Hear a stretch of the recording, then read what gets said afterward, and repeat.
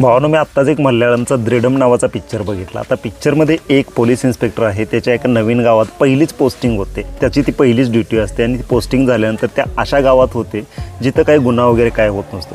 पण हा जसा काय तिथं टपकतोय तसं एकानंतर एक गुन्हे व्हायला लागतात. पहिला होतोय खून, दुसरा होतोय दरोडा आणि त्याच्यानंतर हे सगळं चालू होतंय.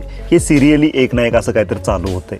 आता तो त्याचा शोध कसा घेतो आणि काय घेतो हे याच्यामध्ये बघायला मिळेल. आता हे जेवढं ऐकायला तुम्हाला सोपं वाटायला लागले, यातलं मला काय आवडलं मी तुम्हाला सांगतो.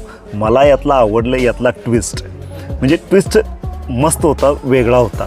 आणि पिक्चर म्हणजे हे याची पकड एवढी भारी आहे ना, म्हणजे थ्रिल जे तुम्हाला असं जाणवतं आहे की पिक्चर सुरुवातीला तुम्हाला थोडासा स्लो वाटेल, पण नंतर इंटरवलनंतर म्हणजे जसा काय एक तासाभरानंतर पिक्चरवर पकड घेतो आहे ना, तिथून मात्र तुम्ही त्या स्टोरीबरोबर जाताय आणि ती थ्रिल तुम्ही फील करायला लागताय.